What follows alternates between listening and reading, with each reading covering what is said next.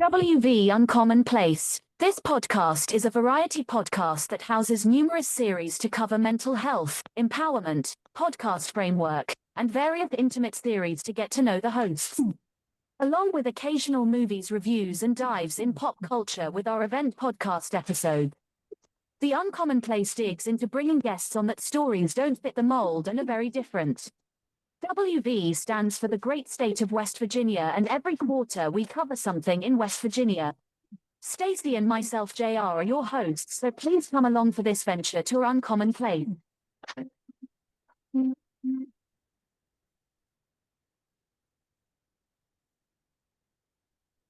Greetings, everybody. You already know my name because it's already announced. We have a guest with us today. He's here to talk about a personal story, his philosophical ideas, and the theme of his book. Now, before I chop his book up, let me tell you his name. His name is Jack McMahon, and no, he is not related to Vince or any of those WWE people from our wrestling fans from the other show. He is an author. He has a story, but before we go crazy about anything, let me do this. Jack, how are you doing? I'm doing fantastic. How are you? I'm doing well. But we have a situation. You have a very long title to your book. And me and you have already had a pre conversation about one word inside of your book that everyone messes up. So if you wouldn't mind, take the floor real fast and tell us the title of your book and where people can find your book first. Because we're going to try things a little different. The book is Atrophy and Asymptotes. Uh, so I have it for sale on Amazon and all the major online retailers, and also can be requested. I have bookstore distribution as well. Now, It's also my website. Get okay, it now I do have $2 a cheaper. question. Okay, get it off the website. And then another thing you can do, audience, is in any state capital, and this is something that we all learned in school.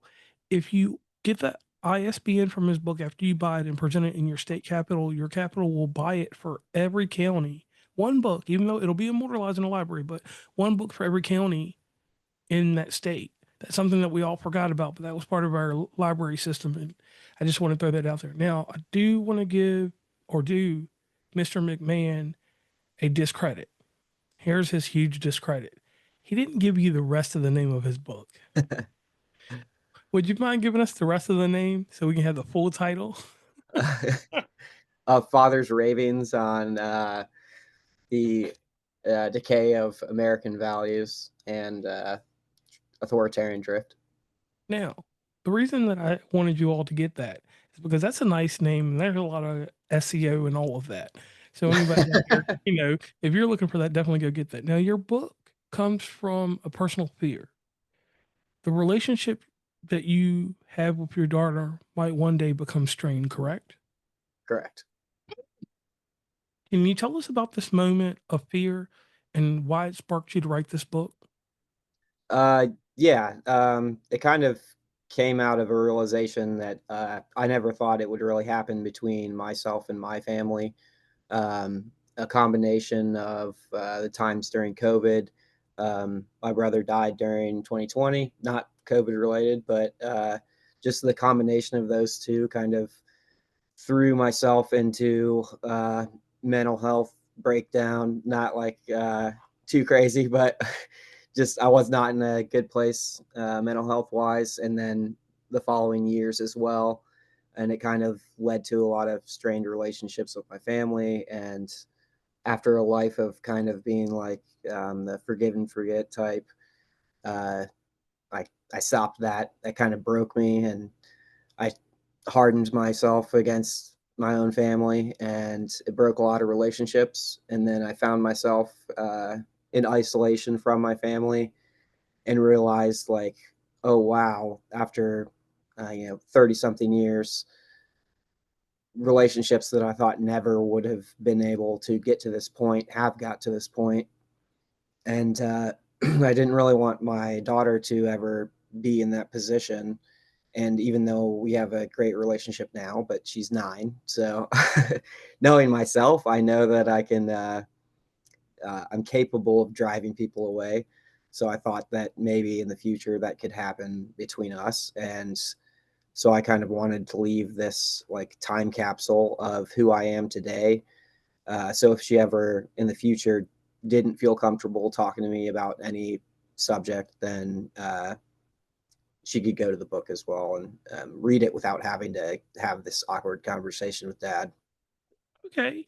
Now, in writing this book, it's unfiltered, unapologetic, filled with rage and reason. How do you balance between these two forces, emotional honesty and logical analysis, while tackling the issues of censorship and government overreach?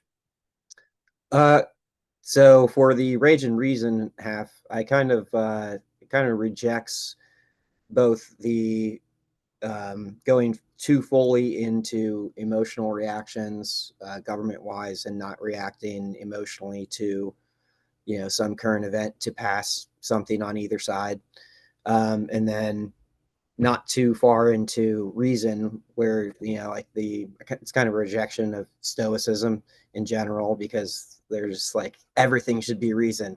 But I think humanity itself requires emotion, and it's something that's inescapable. So you suggest that the emotion should be used for identifying problems, and or good things as well. If something makes you mad, something makes you sad, then you're identifying the problem. Like, you might not know exactly what the problem is, but something is going wrong in your life or in society, in your community. If something's the things that make you are making you happy, or any positive emotions, it's a good. You should realize those feelings and emotions that you have, and say, okay, these are things that I want to promote within my community. These are things that I want to promote within my family, and chase after the good things. And then after you've had those emotional reactions, and you realize, what are the risks I want to avoid, what are the bad things I want to get rid of in my life, and what are the positive things, you can use reason to kind of work through that and find out what the logical next steps are. And I also think that it's important to kind of go through this before it happens, because if you don't, then you just get caught up in that emotional state when it happens. But if you've already logically thought through all of these processes, when it happens, you can be like, okay, I'm recognizing my emotional state. I need to kind of follow the plan that I've made when I was in a non-emotional state. So, Okay, so I so got you. So, yeah. so a roundabout way, emotional clarity is the result. Emotional responsibility and accountability are the two factors that need to take place before you make a reaction with your emotions, correct? Yeah. Okay. So And go ahead. I just it's kind of like the entire world, I think, seems to reject this idea that rage, or like that emotion should factor into your life. And I don't think that's true. It's something that's inescapable. So I think you should just use it responsibly. Yes, like you're saying, emotional responsibility. Okay, because a lot of times, what I learned when I was younger is not what's today. Like you said, when we were young kids, I was taught to act on what you feel and deal with the emotions later. But now, as we get older, you're taught, like you're saying now, deal with the emotions and act on it a little bit later. Reverse it, because, like you said, it's a lot of stability that you have to have as an adult. That when you're a child, you're learning these things. You go through emotions to get those emotions. Now, as a Marine Corps whistleblower, you've seen firsthand how systems can suppress truth. How did this existence shape your views on authority, and how does it inform the warnings you make in your book? Uh, it was obviously the start of my adulthood. Not the exact start. I was 21, just hit my 21st birthday when I joined. Already had a little bit of an anti-authority streak in me. Grew up in a Catholic school, kind of rejected the authority there, but it wasn't anything major. It was just, classic high school stuff. Uh, when I joined the military, though, I was kind of looking for, I kind of like, I was a skeptic my whole life, and then I bought into the honor, courage, commitment. Like, this is an institution that I can join, and it's going to match me with people that have good values just in general. Like, I bought into that idea. Then very quickly realized that it's not the institution itself that makes someone a good person. It's I don't good person, air quotes. It's just every institution's filled with people.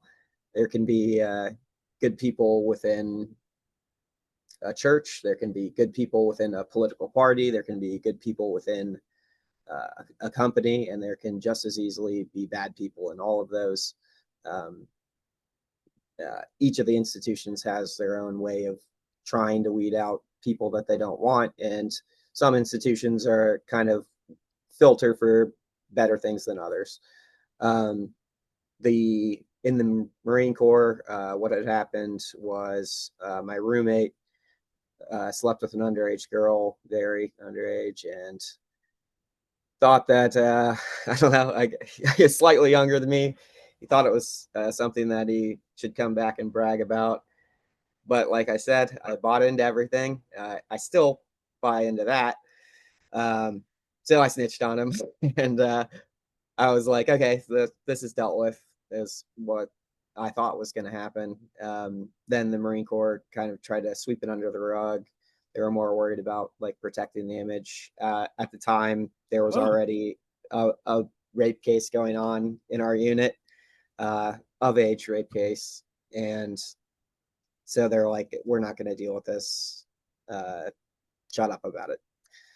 And I was also drinking very heavily in the Marine Corps in early life. So I would just go out to the bowling alley every night and just get really drunk. I was already doing that, and then add on this, and then it changed from happy fun bowling into complete disillusionment with what I had just signed up for 4 years, and complete lack of respect for the institution of the military in general. And it definitely, that whole experience kind of set two major points in my personality. One, obviously, even more so than like I already was, a rejection of the people that would injure children, I guess. And then the birth of my daughter even added more to that. So I think uh, that one specific thing, I think it was probably one of my most radical opinions on what should be done with those type of people. Right. And I get that though, because like me and you both can say the word. That's no matter what it goes out to, it's a form of pedophilia. Yeah, absolutely. Took place. And with a daughter, with a son, it doesn't matter, but especially with a daughter. Me and you both know how we were growing up and how a certain level of masculinity is transformed into a sexual dominancy. That is not a true narrative that we should have. And between that ripe age of 17 to 21, young men are not, or they're kind of, I hate to use R. Kelly as an example, but they go back to that R. Kelly mentality. And we both can say that because we're adults. They go to R. Kelly mentality and think that it's all right to do these things. And and I know, with sisters and a daughter like you have, that's not right. That's not cool. And it should never be something that's alienated or swept under a rug, because it's a problem in society. So I commend you on what you did. And I'm sorry that the service that you were in failed you. I'm not going to say all the military, but I'll just say that Right. one, Yeah. that service failed you at that time, and that we didn't have proper people in place to take care of that, because that causes a trauma inside of you that you have to continuously deal with. And you have to hope that you never project on your daughter, not in a bad way. I'm not saying it like that, but you know, Yeah. so I thank I, you for that. and to be honest, like that, I didn't think at the time that it was going to have that much of an effect on me.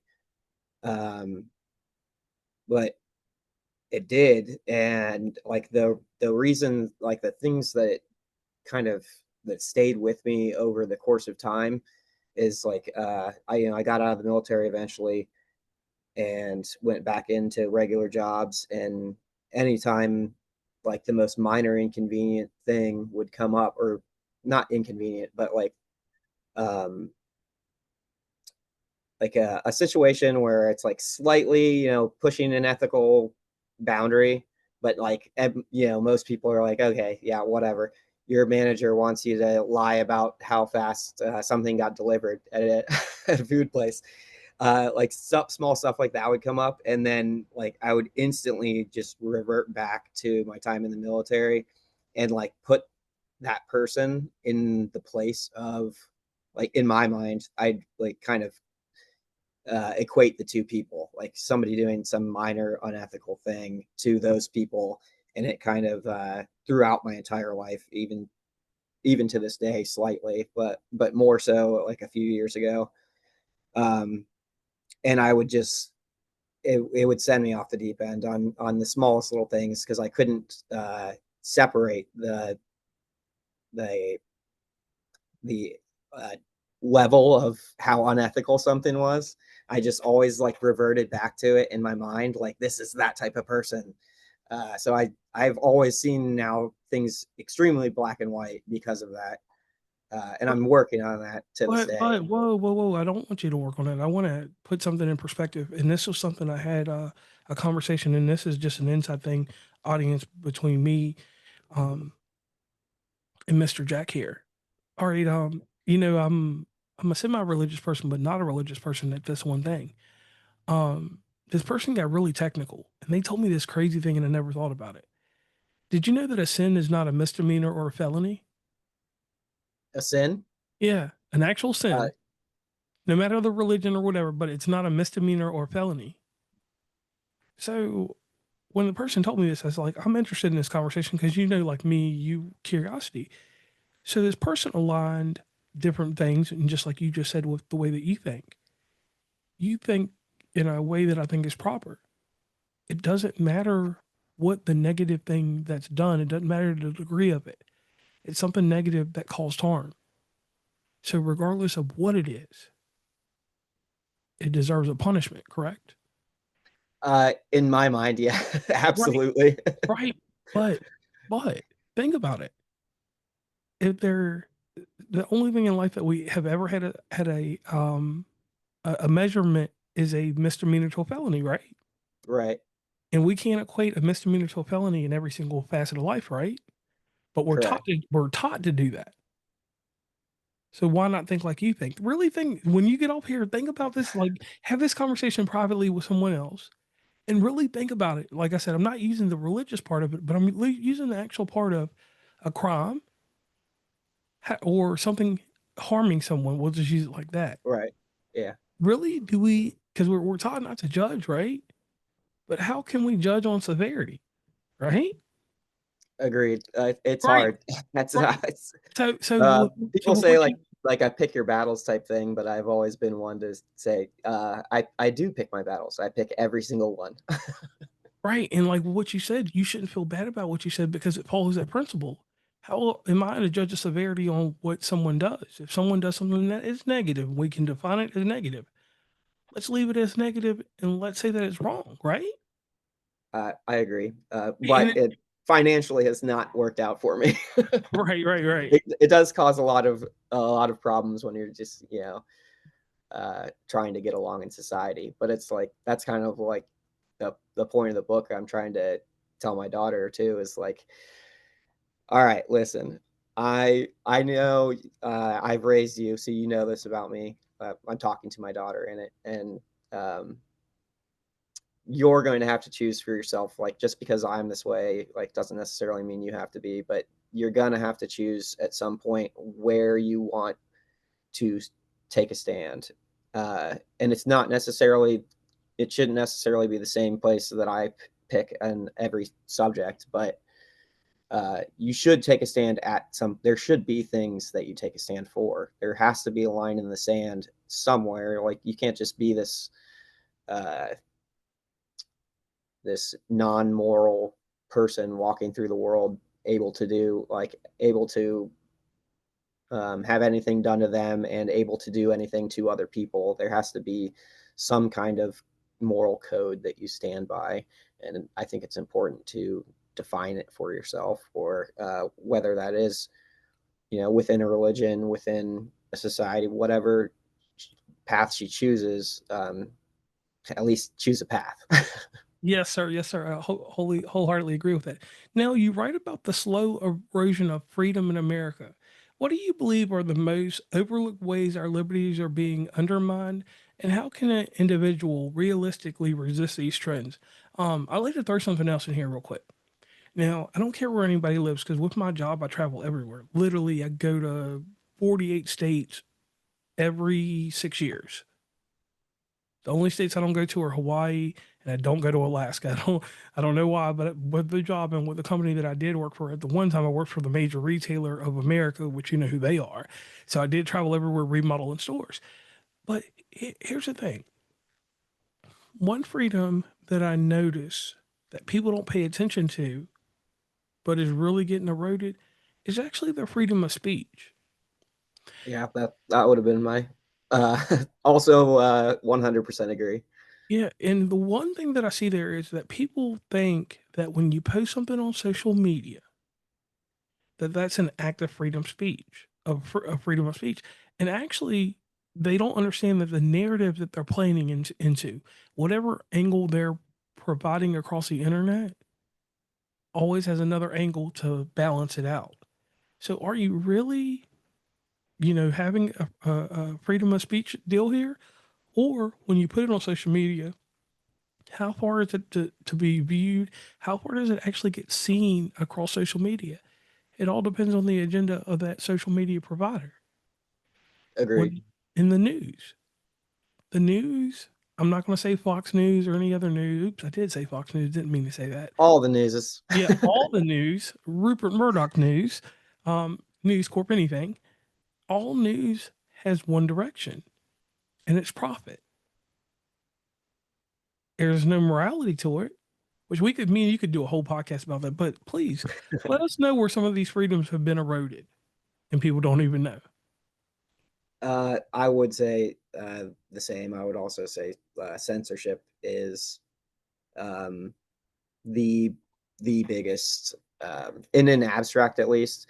There's some other ones where it's like, okay, um, like in reality, you don't have freedom of speech unless you can defend yourself. Sorry, I don't know if you agree with this. I am a 2A guy because Right. I don't think 1A can be supported unless there's like some kind of threat to push back. But 1A I think is the most important. The reason I think it's the most important is because if you do shut down, any specific narrative, whether it's I think the social media is more about the freedom of reach thing that when Twitter became X, I know the new CEO had said like freedom of speech, and it's not the same thing as freedom of reach, which just meant if you don't agree with what they think, then they won't ban you, but they'll throttle you into oblivion. Um, in my opinion, same thing. Like you were saying, like if they change an algorithm to make sure you only see 3 people instead of 50, then okay, well, that's curation. And then as soon as you start curating, I don't know if you're familiar with like Section 230, but in my opinion, again, that should be revoked. Like as soon as you start curating what you're putting out via an algorithm, selecting certain things, then you are a publisher rather than just a forum, and you should lose that 230 protection. But the reason, again, that 1A is the most important is because if you do shut down the speech, like an idea, I don't care left, right, up, down, whatever. So let's say there's an idea and it's shut out. And people will have these negative consequences legally or otherwise. Because I'm more concerned with censorship in general. Like it's worse when it's from a government, but it's still bad if it's from companies, in my opinion. Right. Like it's bad for society, not necessarily illegal, but it sucks. And So I wanted to throw in here real quick. I'll tell you one that I noticed, and I don't know if you're from a big city or not, but No. I travel to big cities, and obviously you have, with being in the military, you know, different things. I was in New York City, Washington, D.C., Boston, and Pittsburgh is close to me from where I live in West Virginia, in Columbus, Ohio. I noticed that the architect of things are for people not to be able to sit down anywhere, like public places. If you go to a park, you can sit in a park, but there's actually places that deter homeless people from resting on benches and different things like that. But there's actual architect that's out there to keep people away from that. So it's minor little things like that, society things that I see, you know, and Yeah. I've talked about on this podcast. I'm like, if you really pay attention, they slowly want to take away the community where you can have an outreach or where you can actually meet people in public. They want everything to be on a digital form that can be controlled. Agreed. Yeah, and on that same point, like the minor alterations to society, that's kind of was getting at with the same thing with free speech. Like, just say you do have this one idea, it gets shut out of discourse. So then, as an outside observer, you're wondering, does anybody else have this idea that I thought of, and it just happens to be this one that's shut out? And you look around society and you don't see it anywhere because anyone that it does proclaim that idea is censored. And so you think, oh, I'm the only person. And so it kind of becomes it's like mental isolation. Even if you're out in public and you're not like literally isolated, you become mentally isolated because this idea has been shut out of society from whatever force, be it government or otherwise. And it gives you like a false sense of reality because you don't actually know anybody around you because there are select ideas that have been shut out, um, and it's kind of just a scary thought to think of, though, that if censorship exists, even if a specific idea isn't being censored, you don't even know that it's not because of this the Right. ability to censor. So you kind of lose all faith in what your community believes in, and so you're just kind of left with your own thoughts, and it's like I can't actually rely on my opinion of the community because I don't know if that's their actual opinion because censorship exists. And it's kind of like you end up with like a Soviet Russia um, totalitarian state where you're just like you can't trust your neighbors, you can't trust your community or government, you can't do anything. You don't know if like what you're thinking is crazy or if it's what everybody believes because nobody's allowed to talk about it. And it just warps reality. And so for the mental health and just the health of the community, I think that's the reason censorship is the worst one. Okay. And I agree with that. Now, inside this book, many of your essays are written as letters to your daughter. What's one lesson or principle you most want her and readers to carry forward into adulthood from your writings? I kind of touched on it earlier, but the drawing a line in the sand on the most important issues to her. If they're not going to be the same ones as me, obviously. Well, like I said, I don't know. Maybe they are going to be the same as me, but censorship exists, so I can never truly tell.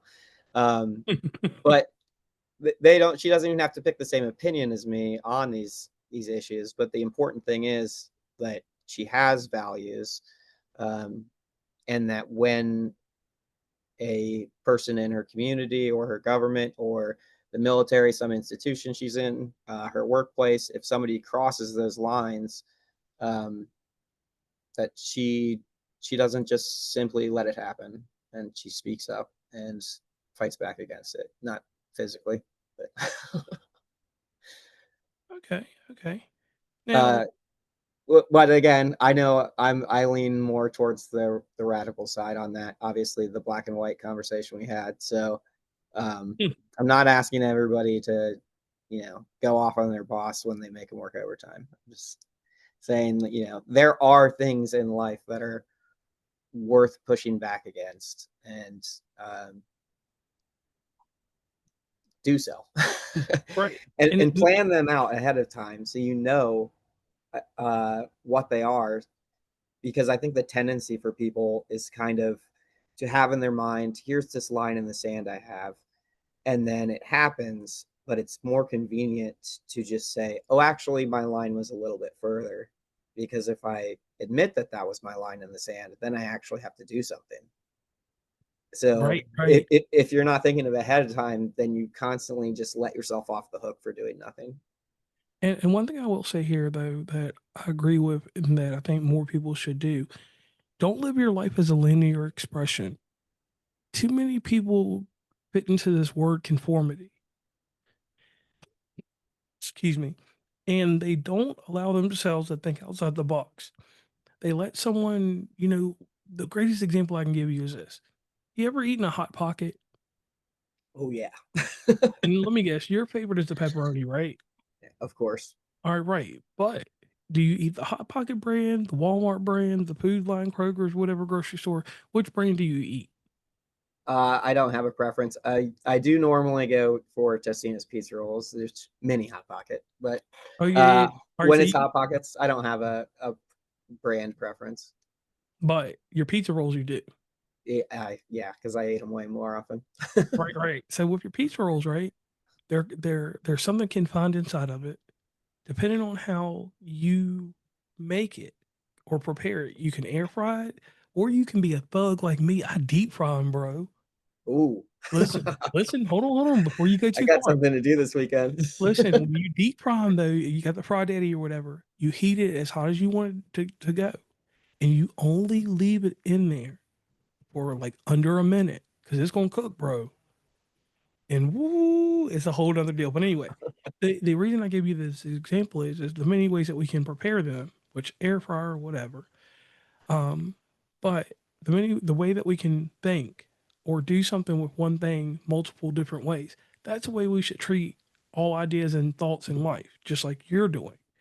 And when people don't do that, that's when they just know about that one way to eat pizza rolls in the microwave. Because we know some thugs. Look, bro, I know somebody that cooks them, fries them on a stove, bro. Just like, and I ate them, and I was amazed.